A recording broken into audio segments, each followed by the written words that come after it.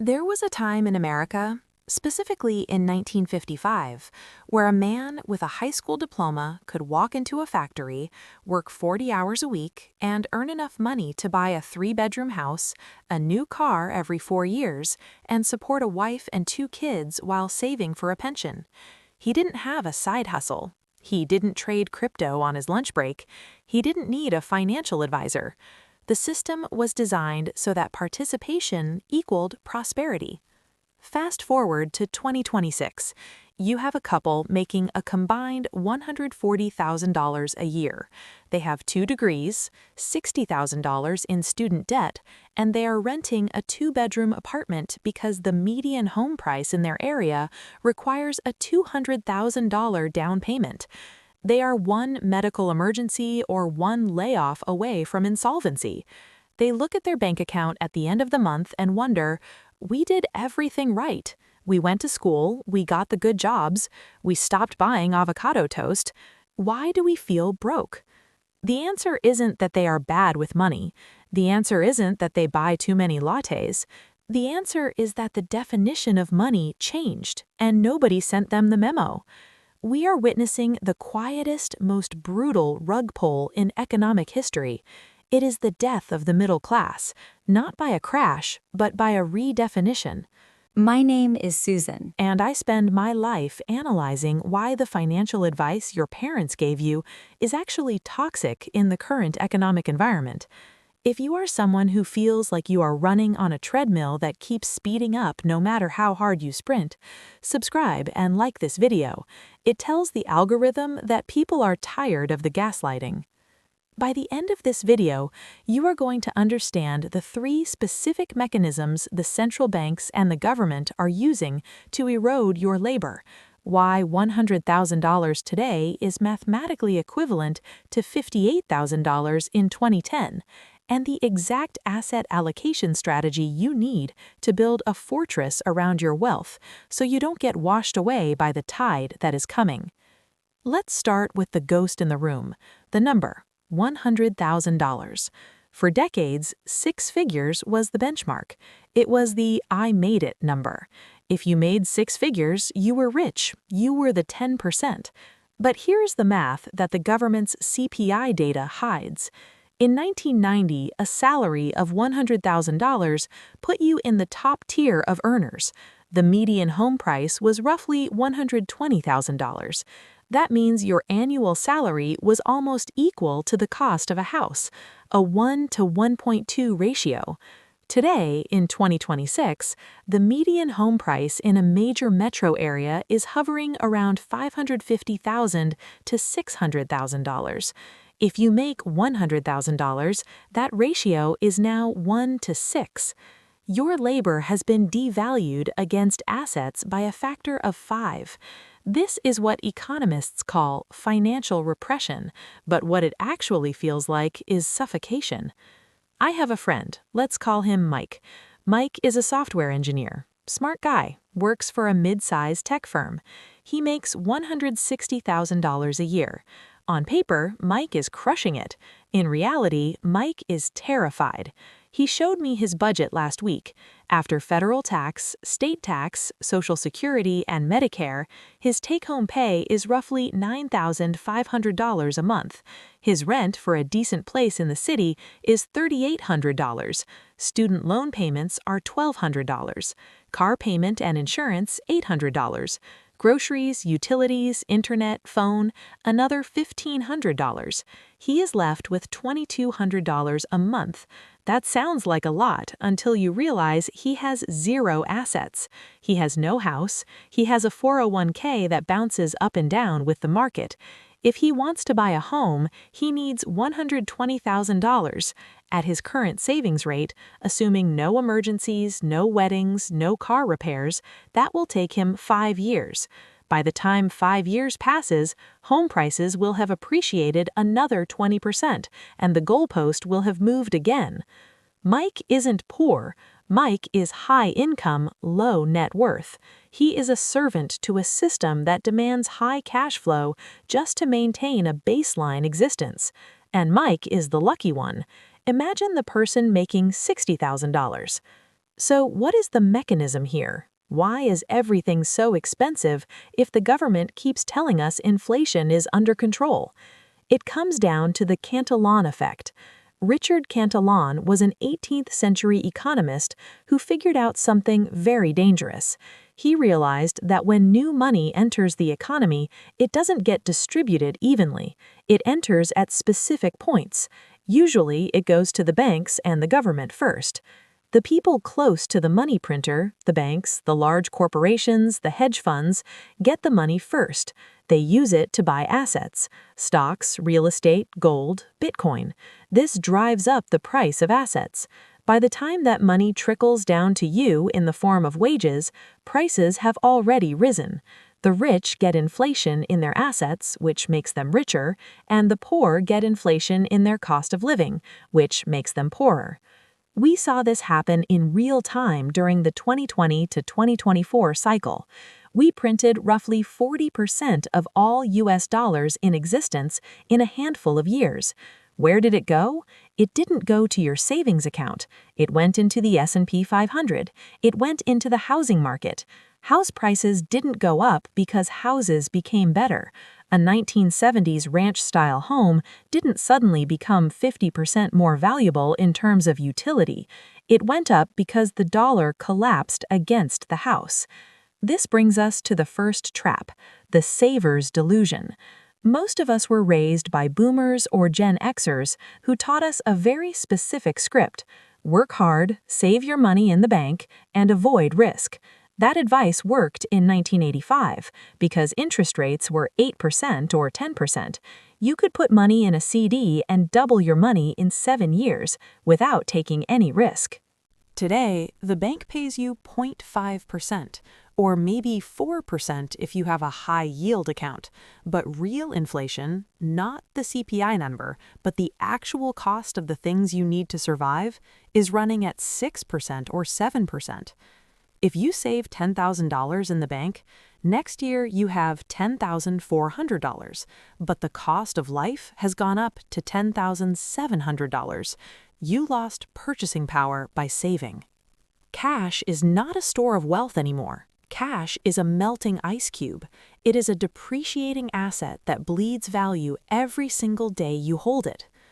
I built a calculator that actually adjusts your savings for real-world inflation using the shadow stats data rather than the government CPI to show you what your money will actually buy in 20 years. It's terrifying, but you need to see it. I'll ask for your email to send the report, but I don't keep your data. Link in the description.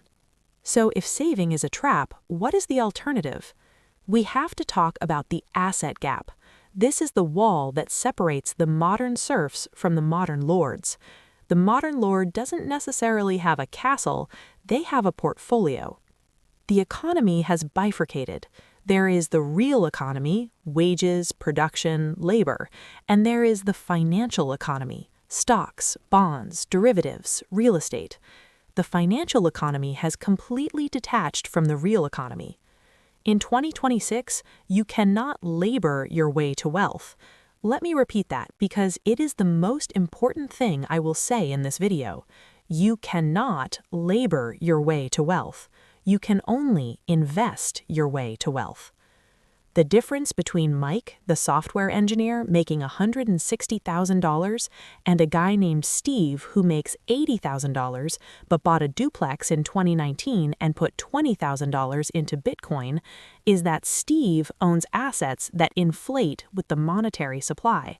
Mike owns labor that competes with AI and globalization.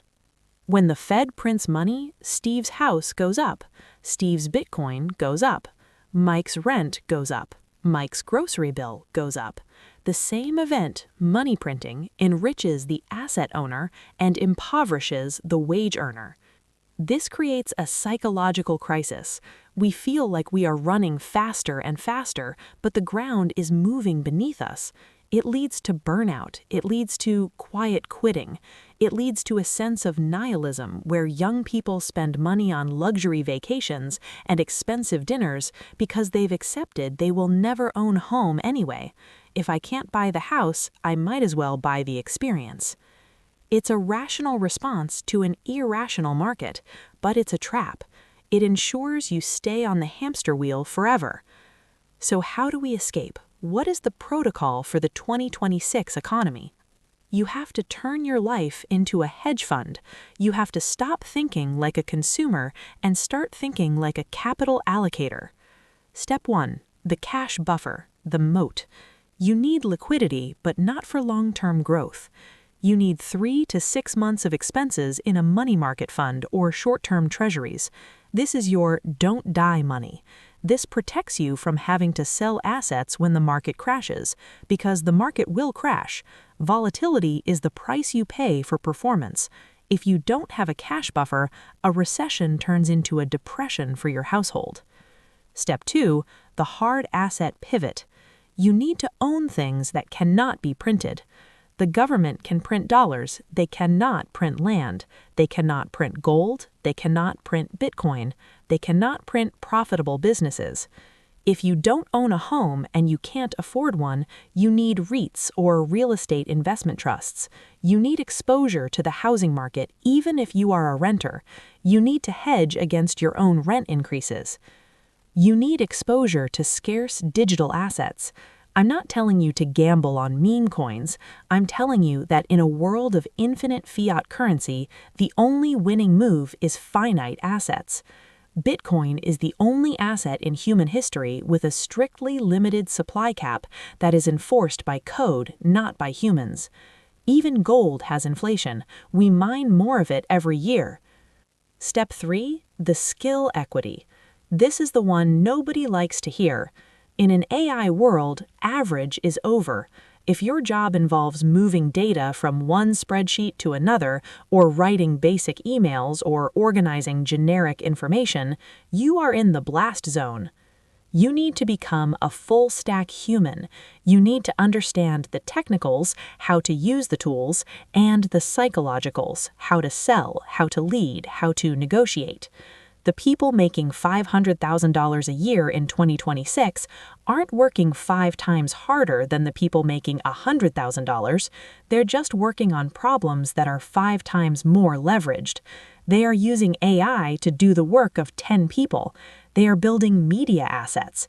They are owning equity in their output. Step 4, radical opt-out of the status game. The reason the middle class is dying is partially systemic, but it is partially self-inflicted wound via status signaling. I know a guy who drives a $75,000 truck. He works in an office, he hauls nothing, he commutes 45 minutes a day on pavement. That truck costs him $1,100 a month plus gas. He complains constantly about not being able to invest. That truck is a poverty machine. It is a wealth transfer mechanism from his bank account to Ford Motor Company and the bank financing the loan. To win in this environment, you have to look poor to get rich. You have to drive the 2018 Toyota. You have to live in the smaller apartment for 3 extra years. You have to cook your meals. Every dollar you spend on a status symbol is a dollar that isn't working for you in the asset column, and because of the exponential nature of compounding, a dollar spent today is $10 lost in the future. Let's talk about the great reset of your expectations. The American dream of the white picket fence and the single-income household is largely a historical anomaly. It existed for about 30 years post-World War II because the rest of the world was destroyed and the U.S. had a monopoly on manufacturing. That world is gone. It's not coming back. Politicians who tell you they can bring it back are lying to get your vote. The new reality is a high volatility, high inflation, asset-dominant economy. In this economy, you are either an owner or you are owned. If you derive 100% of your income from labor, you are owned. You are at the mercy of the inflation rate, the tax rate, and the corporate layoff cycle. If you derive a portion of your income from assets, you have freedom. Let me give you a concrete example of how this math plays out over a decade. Person A, the consumer, makes $80,000, spends $80,000, leases a car, rents a nice apartment, buys the new iPhone every year, saves 3% in a 401k. Person B, the owner, makes $80,000, lives like they make $50,000, drives a paid-off beater, rents a modest studio or house hacks, rents out a room, invests $20,000 a year into a mix of S&P 500, Bitcoin, and real estate. In year one, person A looks cooler. They have better clothes, better car, better Instagram photos. Person B looks like a struggle. In year five, person A is stressed. Credit cards are maxed, rent went up, they need a raise just to break even. In year five, person B has a portfolio worth $130,000. That portfolio is generating $10,000 a year in growth. They basically gave themselves a 12% raise without asking their boss. In year 10, person A is insolvent. They are 35 or 40 years old with zero net worth. In year 10, person B has a net worth approaching $400,000. The compound growth is now earning more than their actual job paid in the beginning. They are free. The system is rigged against the consumer. It is designed to extract every penny of your labor and transfer it to the asset holding class via interest and inflation. The credit card companies, the auto lenders, the mortgage brokers, they are all mining your future labor for their present profit. When you take on debt, you are selling your future time. You are saying, I will work tomorrow to pay for what I bought today. When you invest, you are buying your future time. You are saying, I will sacrifice today so I don't have to work tomorrow. It is a binary choice, and the middle ground, the middle class, is disappearing. You are either moving up toward the asset class, or you are sliding down toward the working poor. The escalator only goes two ways, and it's moving down by default. You have to run up just to stand still. Now, I want to address the psychological toll of this. It is exhausting. I know it is. I read the comments. People are tired. They are tired of the hustle culture. They are tired of being told to skip the latte when rent is $3,000. And you're right, skipping the latte won't solve the structural problem of the currency debasement. But giving up guarantees you lose. The system relies on your apathy. It relies on you saying, it's too hard, I'll just enjoy today. That is exactly what they want, a population of high-income, debt-laden, consumption-addicted workers who are too terrified to lose their jobs to ever rock the boat. The most rebellious thing you can do in 2026 is to be debt-free and asset-heavy. The most punk rock thing you can do is to not need their money. I want to leave you with a thought about the great wealth transfer. You hear this term a lot. The boomers are going to pass down $80 trillion to millennials. Do not count on this. Healthcare costs are exploding. End-of-life care is designed to drain the estate. Reverse mortgages are consuming equity. The system is designed to recapture that wealth before it gets to you. If your financial plan is waiting for inheritance, you are betting on a casino that specializes in cleaning people out. You have to build your own boat. So here's your checklist for the new rules of money. Audit your exposure. If you are 100% in cash and labor, you are short the market. You're betting against the central banks. Don't bet against the house. Understand good debt versus bad debt. Debt on a depreciating asset like a car, credit card, is cancer. Debt on a cash-flowing asset like a rental property, business, is leverage. Learn the difference. Diversify out of the dollar. I'm not saying leave the US. I'm saying your savings shouldn't all be in a currency that is mathematically guaranteed to lose value. Own stocks, claims on corporate profits. Own gold or Bitcoin, claims on scarcity. Own real estate, claims on land. Ignore the Joneses. The Joneses are broke. The Joneses are on antidepressants because they are drowning in debt. The Joneses are leasing a life they cannot afford. Do not envy the Joneses, pity them. The middle class isn't coming back. The ladder has been pulled up, but there is still a way to climb. It just requires you to stop following the herd and start looking at the math. The math says the dollar is dying. The math says assets are king. The math says you need to own, not just work. It's not fair, it's not nice, but it is reality. And in the game of money, reality always wins. If you want to see exactly how I structure my own portfolio to survive this transition, how I split between growth stocks, defensive assets, and crypto, I have a video breaking down my personal allocation. No courses, no fluff, just the percentages. Check that out next. And remember, nobody cares about your money more than you do. Not the Fed, not your bank, not your boss. Take control. Peace.